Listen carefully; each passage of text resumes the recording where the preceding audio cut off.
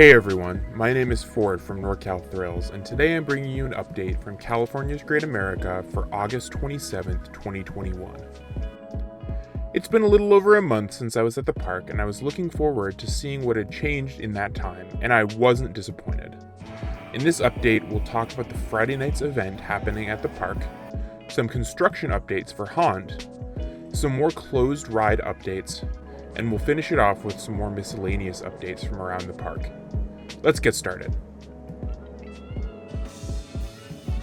One of the biggest disappointments this year at Great America has been the lack of nights at the park. The shortening of the operating days has meant we haven't had the ability to see the park at night when it's at its prettiest. But Great America has fixed that with the introduction of Friday nights, the park's new event on, Friday nights. Running from 4 p.m. to 10 p.m., the event features live music and unique food in addition to all the rides that the park is known for. The live music and food booths take place in Hometown Square, on a stage set up in front of Great America Theater, as well as the gazebo a little further back in the center of the area.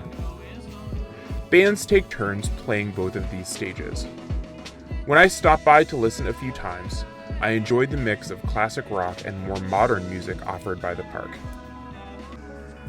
The booths sold tamales, crawfish fritters, and a mix of beers and wine. But again, the best part of the whole event is the night rides and the nighttime atmosphere that it let us experience.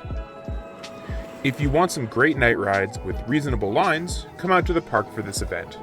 It runs every non-Haunt and Winterfest Friday from now until the end of the year.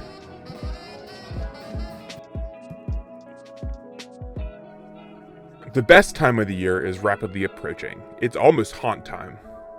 To start with, there's signage out front of the park and inside the park promoting the event and listing its dates, with opening night being September 24th and it running until October 31st.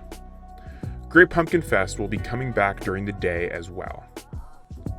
Looking around the park, there were plenty of signs of the upcoming event.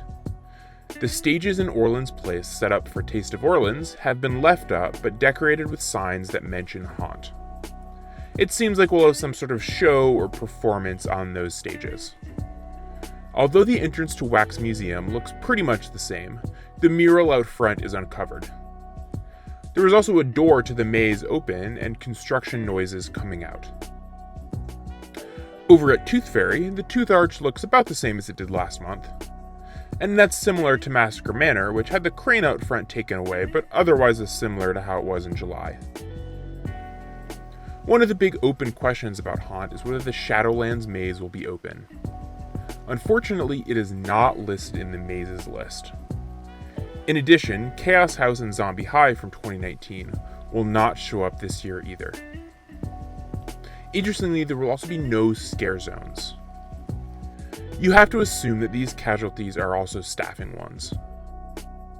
Regardless, I'm just happy that we get the event back this year, and I'll be there to cover opening night. Let's take a quick look at the two remaining closed rides at the park, Orbit and Berserker. Orbit looks pretty similar to how it did in July. With the ride still being in pieces, it seems like it'll be a while before we see this ride opening again. Hopefully it'll be able to hit its target of opening this year. Berserker, on the other hand, was much more exciting. Not only was the train back on the track, but the ride was testing. Twice, actually, as I walked by, I managed to catch it testing. With this ride in such an advanced state, I expect to see it reopening within the next few weeks. Good for Great America getting this classic ride running again. There weren't a ton of miscellaneous updates from around the park this week, so let's run through them. First, the park was advertising season passes for 2022 at the park entrance. Hopefully 2022 is a completely normal year for the park. Moving around to Orleans Place, we can see that Taste of Orleans is mostly cleaned up, although the arch over the entrance to the area has yet to be replaced. Unfortunately, that also means the loss of my favorite little plastic alligator. And finally, consider this your last call for South Bay Shores. This great new water park has 2 weekends left in its season, so if you want to see it in its opening year, head out soon. Of course, let's take a quick break to see some footage of the rides from around the park.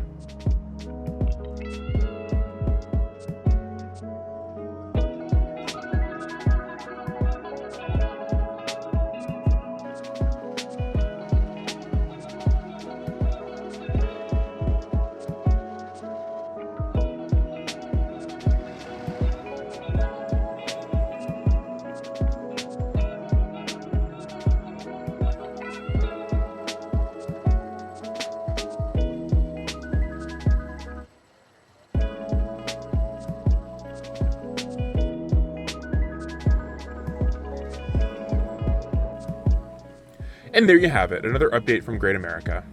In this update, we covered some details about the Friday night's event, construction updates from Haunt, closed rides, and some other changes.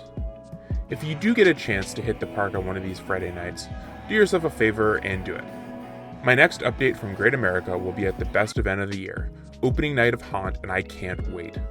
But now you're all caught up on all the happenings at California's Great America. To see more pictures and details from my trip, visit the written report at the link in the description.